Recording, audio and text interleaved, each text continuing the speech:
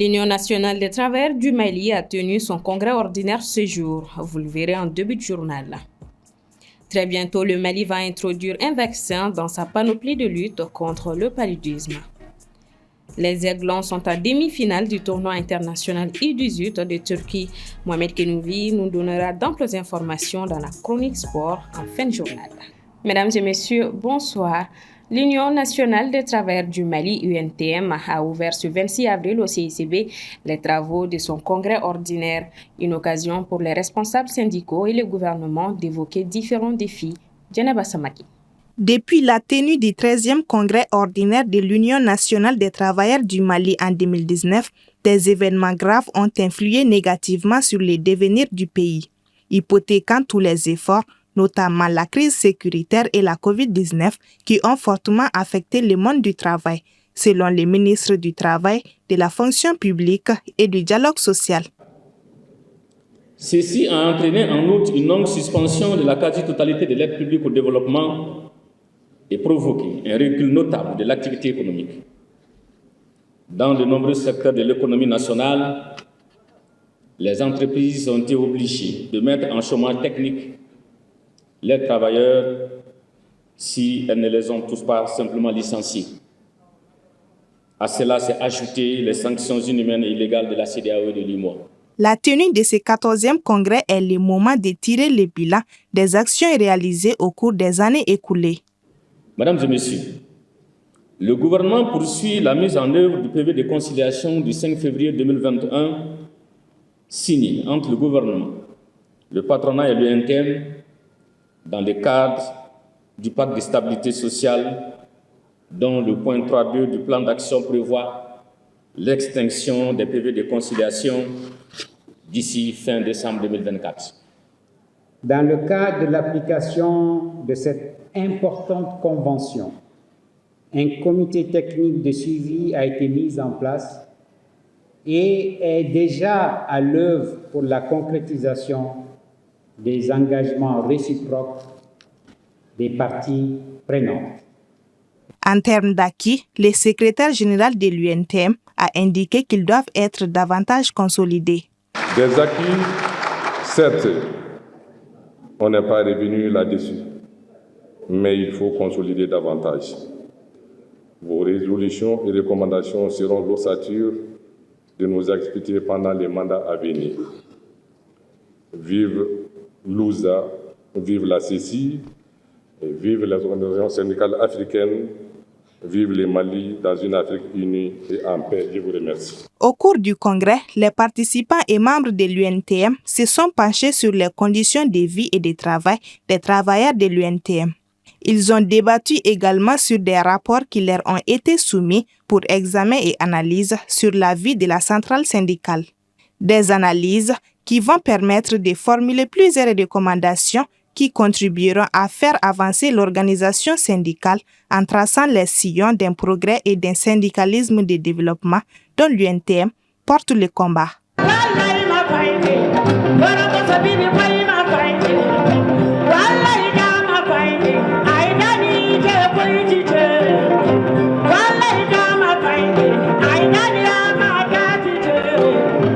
Dans le domaine de la santé, le Mali note des avancées dans la lutte contre le paludisme.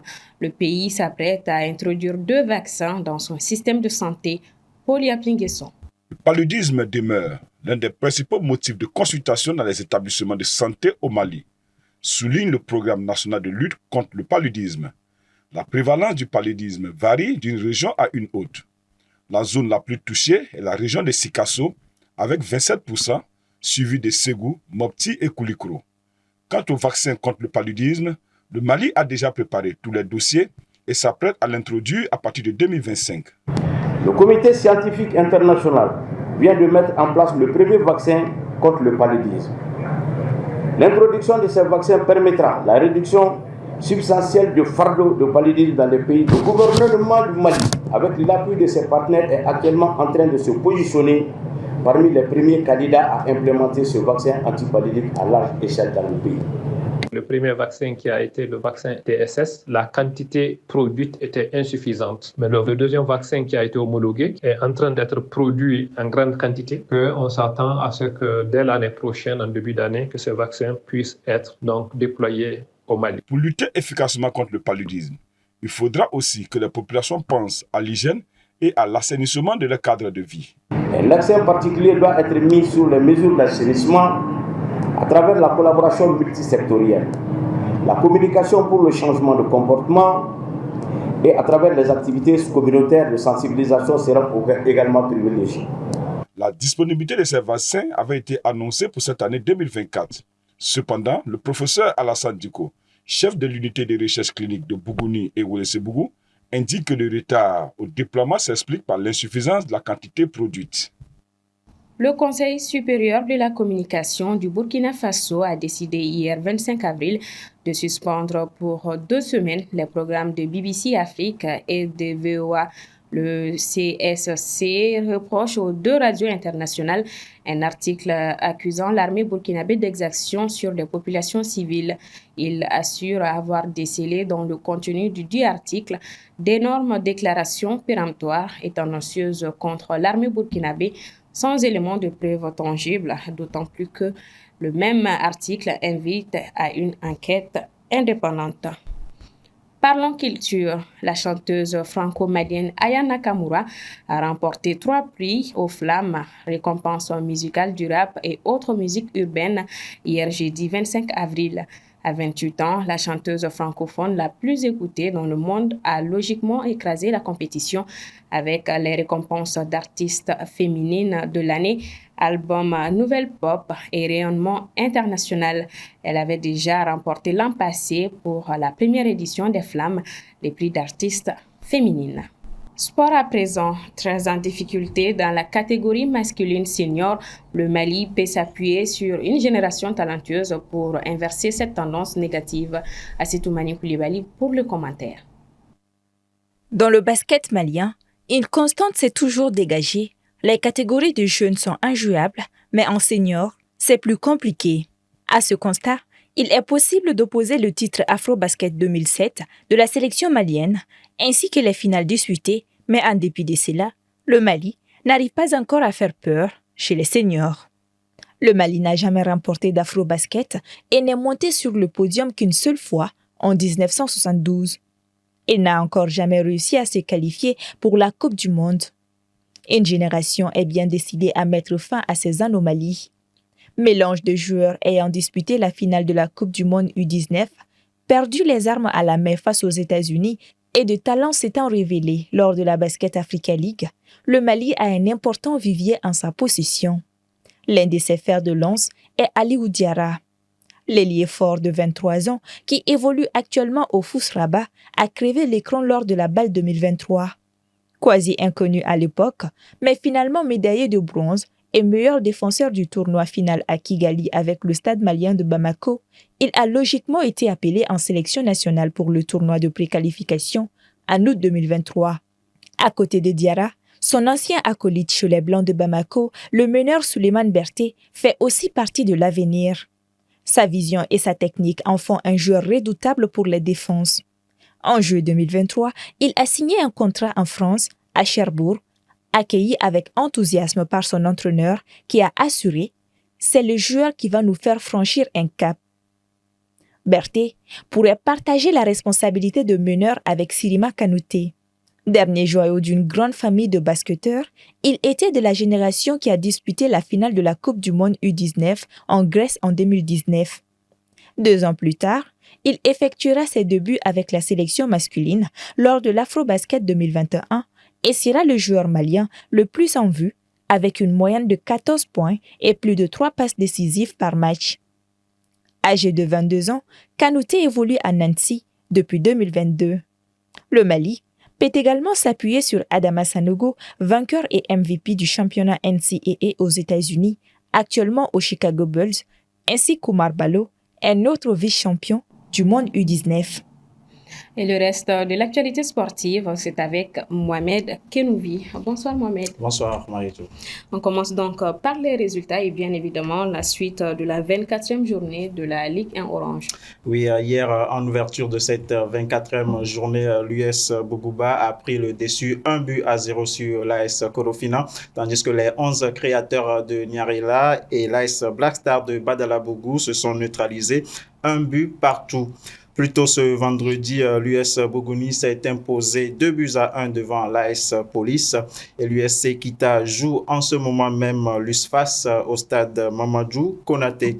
Coupe du Mali oblige, cette 24e journée va se poursuivre et s'achever mercredi 1er mai prochain avec 4 affiches au programme. À 16h30, le choc entre le leader, le Djoliba AC, et l'AS Real de Bamako au stade Mamadou Konaté. À la même heure, du côté du stade du 26 mars, le stade malien va en découdre avec le COB. À 18h30, sur les mêmes installations, ATS de Koro sera opposé à Afrique Football Elite. Et à la même heure, au stade Mamadou Konaté, Binga FC a rendez-vous avec l'AS Bakarijan. S'agissant donc de la Coupe du Mali, les 2 finalistes seront connus ce week-end. Oui, on connaîtra l'affiche de la finale de la 63e édition de la Coupe du Mali à l'issue des 2 demi-finales qui sont prévues ce week-end au stade Mamadou Konaté. Demain, samedi à 17h30, l'AS Bakarijan sera aux prises avec Afrique Football Elite dans un match assez équilibré. Lors de leur confrontation en Ligue 1 Orange cette saison, Afrique Football Elite s'est imposé 3-1 au match aller, tandis que le match retour s'est soldé par un match nul et vierge, 0 but partout. Dimanche, à suivre le choc très attendu entre le Stade malien de Bamako et le Djoliba AC.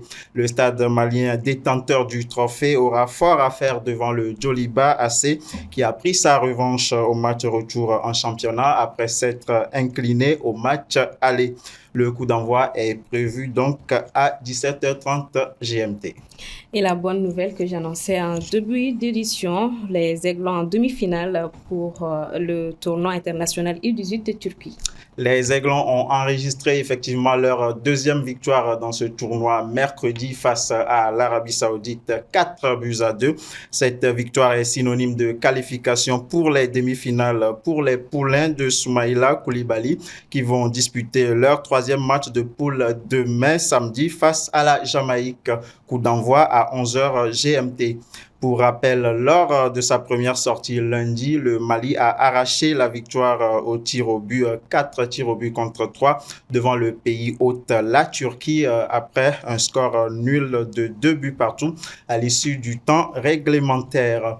Ce tournoi qui se déroule à Antalya pour les Aiglons entre dans le cadre des préparatifs du tournoi éliminatoire de la zone UFOA A, qualificatif pour la CAN U20 qui se tiendra au Libéria du 15 au 30 septembre 2024.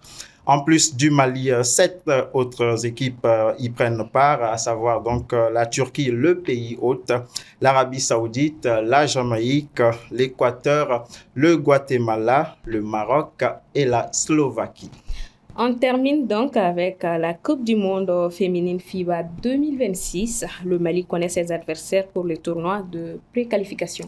La première étape du chemin qui mènera à la Coupe du monde féminine donc en Allemagne 2026 est désormais connue avec le tirage au sort hier des groupes des tout premiers tournois de préqualification qui auront lieu au Mexique et au Rwanda du 19 au 25 août 2024. Les 16 équipes concernées ont été réparties en 4 groupes de 4 équipes chacun. Les groupes A et B se joueront à Mexico City au Mexique, tandis que les groupes C et D seront en lice à Kigali au Rwanda. Le Mali a hérité du groupe A aux côtés de la Corée du Sud, de la République tchèque et du Venezuela. Le groupe B est composé du Mexique, de Monténégro, de la Nouvelle-Zélande et du Mozambique. Dans le groupe C, on retrouve le Brésil, la Hongrie, le Sénégal, les Philippines, tandis que le groupe D mettra aux prises le Rwanda, la Grande-Bretagne, l'Argentine et le Liban. Les 2 meilleures équipes de chaque groupe se qualifieront donc pour les demi-finales de chaque tournoi et les vainqueurs des 2 tournois obtiendront le droit de participer au tournoi de qualification pour la Coupe du Monde féminine FIBA 2026. Bon week-end à vous, Mohamed Kenoubi. Merci, pareil à vous. Fin de ce 1945. Merci de votre constante fidélité. Excellent week-end à toutes et à tous.